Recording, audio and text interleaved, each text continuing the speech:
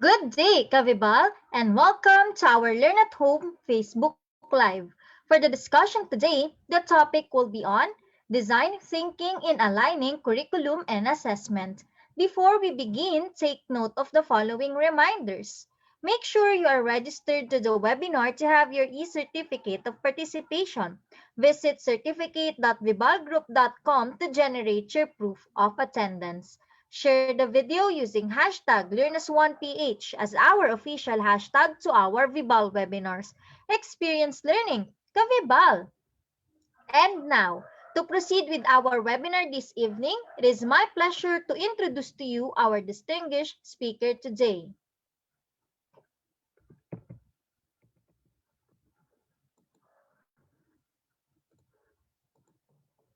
Jejomar Bongat, commonly known to his students and colleagues as Sir Jejo, is designated as Special Science Teacher 2 at the Philippine Science High School main campus. He handles the selected topics in engineering elective for grades 11 and 12 students, and he also used to teach probability and statistics to grade 9 students under the PSHS 6-year curriculum. He graduated from the University of the Philippines Diliman with a Bachelor of Science degree in Industrial Engineering and has completed the academic coursework for the Master of Science degree of the same specialization. His research interests include optimization, simulation, and system dynamics. He is currently enrolled in the Master in Learning and Teaching program of the De La Salle University Brother Andrew Gonzalez College of Education. He has attended and delivered various workshops on a wide array of topics, including but not limited to design thinking, system dynamics, and resource optimization. One of his key aspirations is to be able to apply his engineering and innovation background in improving learning experiences. Ladies and gentlemen, let us all welcome Mr. Jejomar Bongat.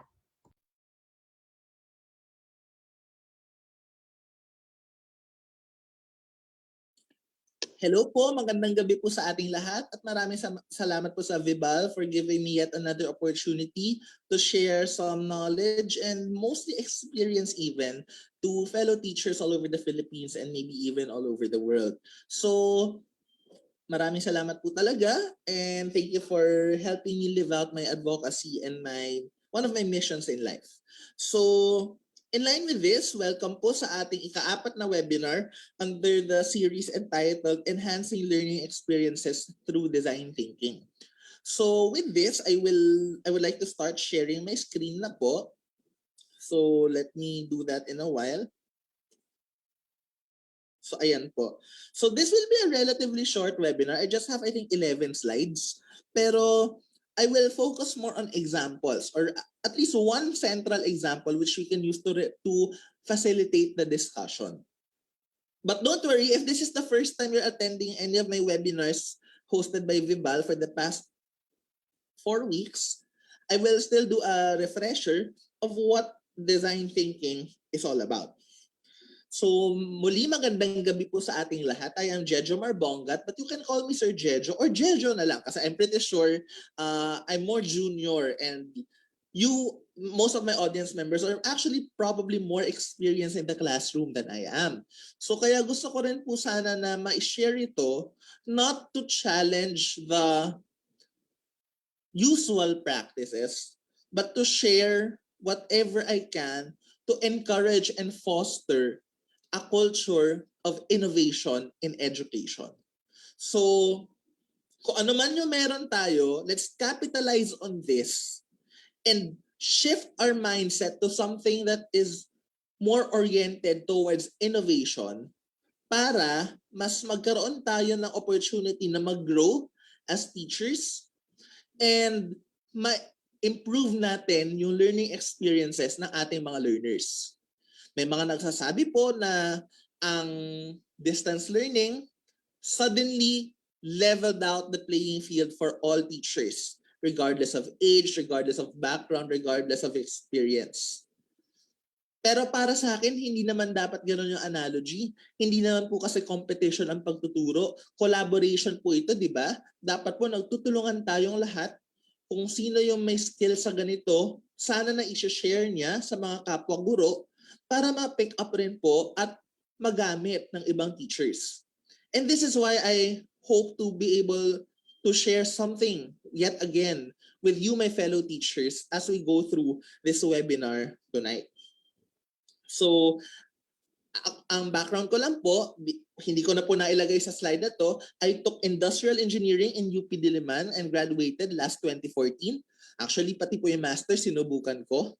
Pero I decided to pursue a Master in Learning and Teaching in the De La Salle University, Brother Andrew Gonzalez College of Education, for the very reason na nagturo po kasi ako sa high school at na-in-love po ako sa pagtuturo sa high school. So, masyado ko pong na-enjoy yung dapat sana short detour lang before I build my career in teaching in a university, until I decided that the detour is my path after all. So I've been teaching in the Philippine Science High School main campus for 4 years as a special science teacher. Nakaakyat na po ako to the second rank. And I handled the selected topics in engineering elective in the specialization years program of PSHS. So yun po yung counterpart ng senior high school program. So grades 11 and 12 po ang students ko. Although in my first year of teaching, nakapagturo rin po ako ng probability and statistics sa grade 9. Kasi sa grade 9 po yun sa curriculum ng aming mga mag-aaral. So for tonight, ang objective natin is to recognize how design thinking can contribute to improvements in planning curricular learning experiences and assessment strategies. So hindi naman po kinakailangan na may magawa agad tayo sa ating 30 minutes na magkasama tayo online ngayong gabi. What I hope to impart to you is to share maybe an example or a case study of what I did in order for us to recognize how we can use design thinking to further innovate. So maglalatag po siguro ako ng isang short structure on how to do our instructional planning. Something that I am thankful to the DLSU for exposing me to this kind of mindset or framework of instructional planning. And I hope to share it with everyone. And this backwards planning is very important to me. It really resonates with me. Kasi dito nakikita yung design thinking, which I have been advocating for ever since I started my teaching career. Just to share, nung nag-uumpisa po ako magturo sa PSI, kasama lang po ang design thinking or human-centered design sa nasa curriculum, nasa lessons na kailangan ko ituro. So inaral ko siya, yun po yung ginamit ko sa teaching demo na overnight ko pong prepare kasi mabilisan po yung naging proseso. Medyo na madali po ako noon. Pero fortunately, naitawid. And na-appreciate ko rin po talaga yung design thinking even as I was just preparing for that teaching demonstration or demo class. Tapos, what happened was that I was given the liberty to innovate on how I can deliver the learning experiences for my class because I was the only teacher for the 2 sections that took that elective during that school year. And ang kinalabasan po, it was not yet successful, but after that year, I realized na, okay, kasama sa tinuturo ko yung design thinking and human-centered design, pero bakit hindi ko siya gamitin sa pag-innovate ng aking pagtuturo? After all, nakikita ko yung potential na, okay, tinuturo ko yung design thinking in the context of engineering and innovation. Pero, okay, ginagamit siya sa business, ginagamit siya sa entrepreneurship, ginagamit siya sa product design. But ultimately, ang common naman doon is innovation. So why not apply the innovation in pedagogical and instructional strategies? And fast forward to now, yun na po yung sinusubukan ko talagang i-explore at i-impart sa ating lahat. So, ito po ulit yung design thinking process, especially for the benefit of those na hindi po naka-attend nung aking first webinar. So when we empathize by putting ourselves in the shoes and the context of our target audience. Sino ba yung gusto nating matulungan para kanino ba yung solution ng gusto nating ma-develop? Who will benefit from the innovation that we are planning to design? And then afterwards, we define the problem. When we define the problem, we establish this based on the needs of the target audience to bring focus and clarity to the design process. Mahalaga na naka-angkla siya sa pangangailangan ng mga gusto talaga nating matulungan. Kasi kung hindi po natin gawin iyon, baka wala pong halaga yung maging solution na ma-develop natin para sa ating target audience. Para sa ating, in our context, mga sarili bilang mga guro, mga kapwa guro, at more importantly, baka kailangan may halaga ang gagawin natin para sa ating mga mag-aaral. And then when we ideate, we think of various ways to address the defined problem. Again, maraming paraan. Kasi hindi pwedeng isa lang or dalawa lang. Dapat po marami tayong iniisip na ideas. We have to think of many ideas because it's really important for us to understand that one size does not fit all, and that depending on the context of our target audience, baka biglang hindi pala compatible or relatable yung innovation na gusto nating i-put forward para sa ating mga tinutulungan, para sa ating stakeholders, at para sa ating mga sarili. So with that, in order to identify what can work and what does not work, we have to prototype, we have to test. We draft and we try out the most promising ideas, and we gather feedback to further improve the solution. So please take note that the design thinking process is not linear, and in fact, it is modular. The design thinking process is modular because you do not have to follow this in a strict fashion. Na you don't really need to do this, then this, and this, and then these. You can do that as a first pass, but as this next slide will show you, design thinking is a non-linear process. It's a non-linear process because after you empathize, you can use that to define the problem, and then you can ideate solutions based on the defined problem. You can prototype based on your ideas. But even from prototyping, we can learn from these prototypes to spark new ideas. And then when we do testing, we can even create new ideas for our innovation. We can even reveal insights that redefine the problem, or maybe even learn more about our users through testing. It's important to recognize that testing is very similar to empathy because this is relating with your target audience, with your stakeholders. So, kung babalikan natin and isa-summarize natin yung mga key points na to, the three key ideas, I guess, about design thinking that will be very relevant to us as educators is first, the demonstration of empathy, wherein we put ourselves in the shoes of intended users. Second is to set aside assumptions to gain insight into the users and their needs. So, importante na naiintindihan talaga natin yung target users. While I can say, and I always say that design thinking is a non-linear process or a modular process, that everything about design thinking revolves around empathy. In fact, design thinking is also called human-centered design.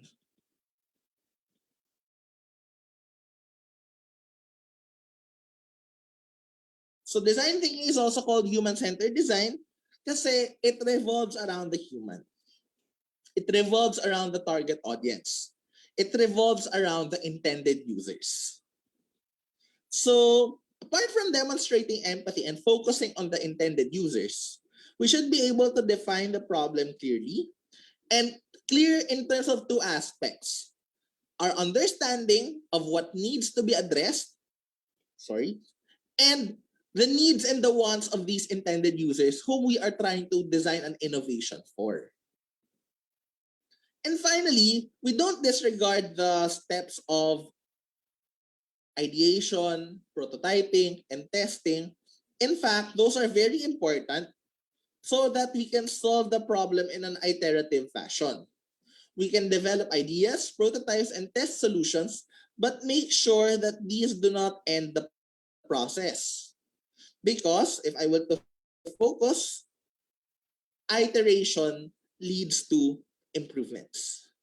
Kailangan natin gamitin ng maayos yung feedback na makukuha natin as we go along the design process to go back to what we did, to reflect, to ponder upon, and to see how we can further improve.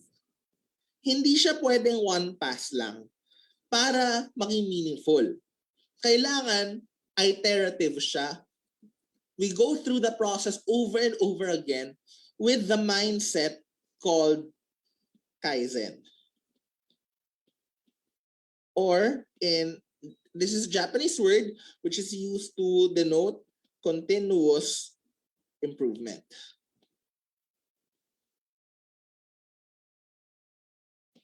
Ayan. So this is one thing that I really picked up from my academic training as an industrial engineering graduate. And I hope that I can impart this mindset of continuous improvement to even my fellow educators. Because this also resonates with the statement na we are lifelong learners anyway. So our being teachers does not stop us from being lifelong learners. In fact, our being teachers should be the foundation of our being lifelong learners.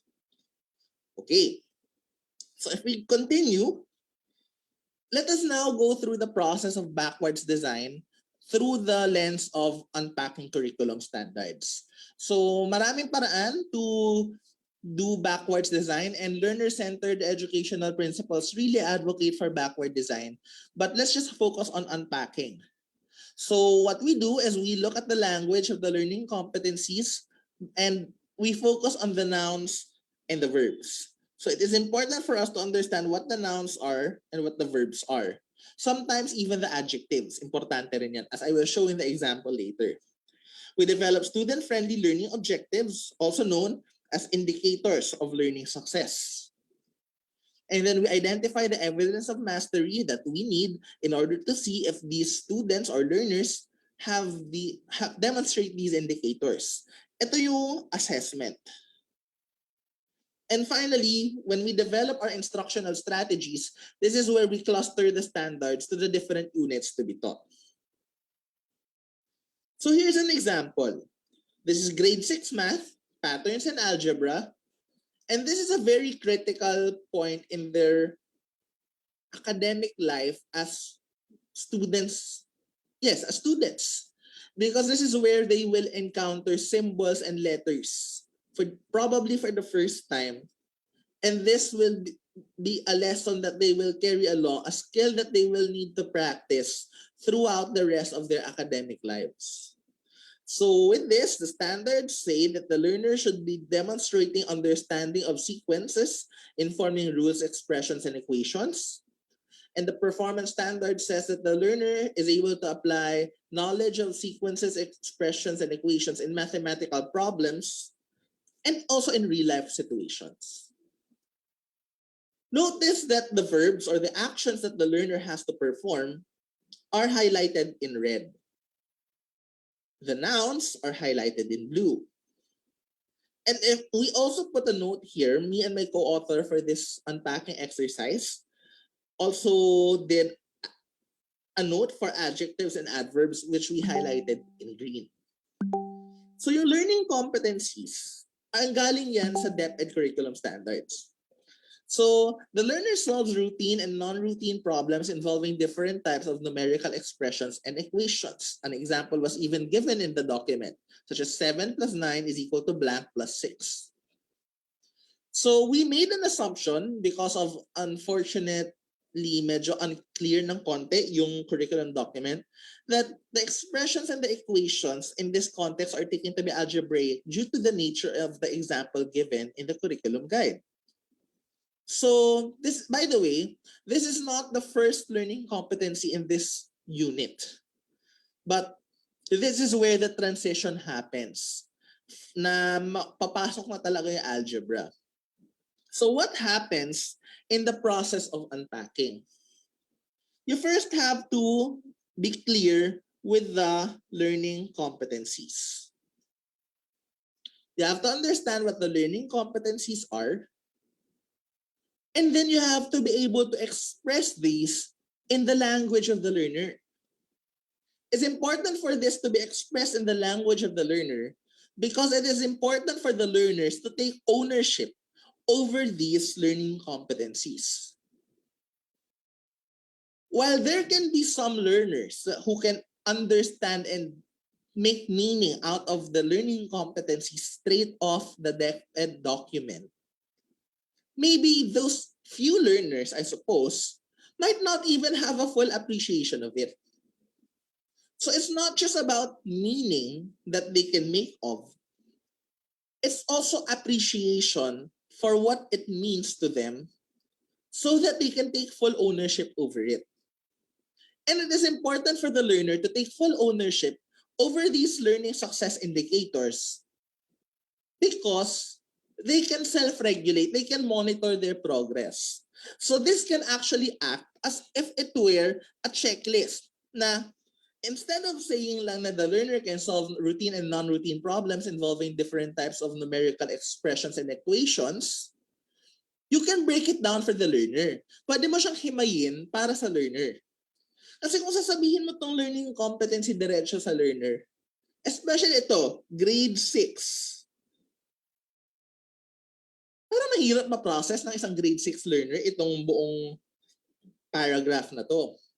Pero kung sabihin mo sa learner na for them to be able to succeed in this lesson, they should be able to determine the value of an algebraic expression, determine the unknown number in an equation, check their answers using alternative solutions, and solve word problems involving expressions and equations. If you word indicators of learning success such that the learner can understand it, can make meaning out of it, can appreciate it, and ultimately can take ownership over it, then doon tayo magiging successful na mag-develop yung learner natin ng self-regulation and self-motivation in order to succeed and be competent in this aspect. So after defining the indicators of learning success, na sa totoo lang madugo po pala talaga itong proseso na to. But we have to do this for the benefit of our learners if we want to, if we can afford to. That's when we design not the instructional activities agad-agad, but the suggested assessment activities. So yan yung pangatlo. So the suggested assessment activities, these ones, should be aligned to the indicators of learning success. Hindi natin ina-assess ang mga learner sa mga bagay na hindi naman nila dapat ma-achieve at this point. We should be focused on assessing the learners on what we expect of them and not yet going beyond. Kasi kung ang isa sa realization ko, and probably mistake ko na rin, lalo na nung natuturo ako ng grade 9 stat. Hello sa mga former students ko dyan na baka may nanonood. I always go the extra mile in assessment and twist things to the extent na hindi na pala aligned sa competencies na dapat kong ina-assess yung mga bagay na ina-assess ko sa learners ko. So we should be mindful of that.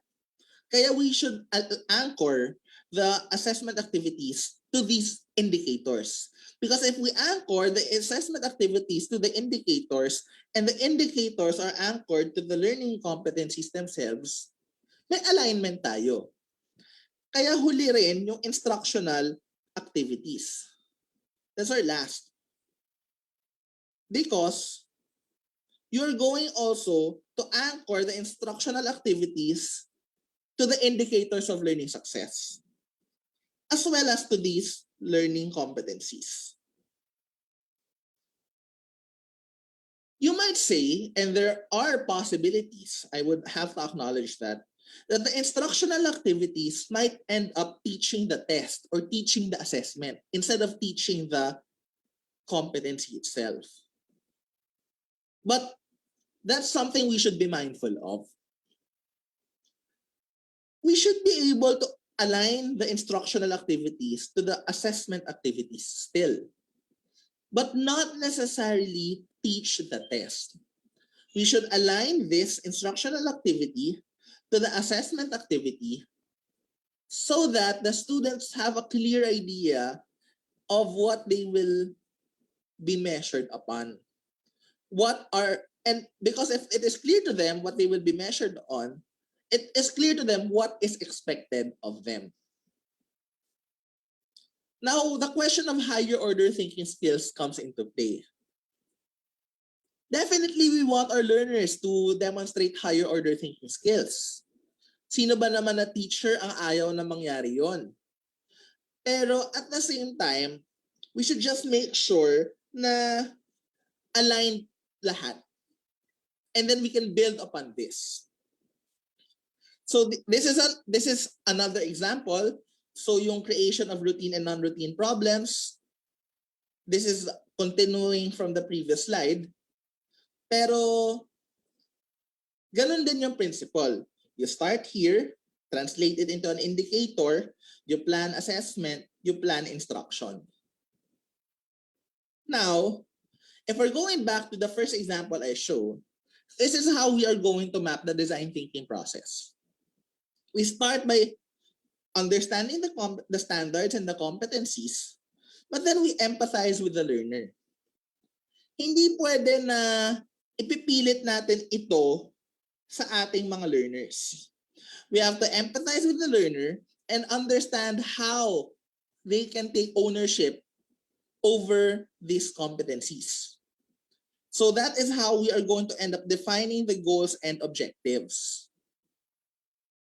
And then the creation of assessment and instructional activities is the ideation process. This is where we think of many ideas. This is where we let all the ideas flow. And this is where we can let it be prototyped in actual practice. Now, we still test. And we test based on our assessments, not just the formative, but maybe even the summative assessments and feedback from our learners. We test all of this that we have on this table to see if the competencies like this one have been achieved. So after testing, we don't end there. We go back to empathy work, we go back to defining, we go back to ideating, we go back to prototyping. Ang dami nating pwedeng gawin. Because if we are receptive to feedback, pwede nating improve yung plans natin for future iterations, and we continue on improving and improving and improving para ma-deliver natin yung best possible learning experiences that we can give to our learners. And this is how design thinking plays a very critical role in aligning curriculum and assessment and in improving learning experiences of our learners. So with that, maraming salamat po. Sana po ay may natutunan kayo sa akin ngayong gabi. Please continue patronizing and supporting Vibal Learn at Home, which has academic books, test booklets, activity sheets, supplements, and even a Teach at Home guide. So once again, thank you very much to the Vibal group for giving me an opportunity yet again to share my experience and my advocacy of design thinking for innovation in instruction and education. So muli, magandang gabi po. Ako po ay si Jejo Marbongat mula sa Philippine Science High School Main Campus. Good evening and thank you very much for the opportunity. Maraming salamat po and have a good evening, everyone. There we have it. In behalf of Vibal Group Incorporated, I would like to thank our speaker for today for this very eye-opening and insightful learning session. It is an honor to have you with us today, sir. And to all our Kavibal viewers, all thanks to you for your continuous patronage to our daily learning session. Don't forget to register to get your e-certificate of participation. The link is in the caption of this webinar. We also encourage you to subscribe and watch on our official Vibal Facebook and YouTube channel. Muli, maraming salamat at magandang araw sa ating lahat.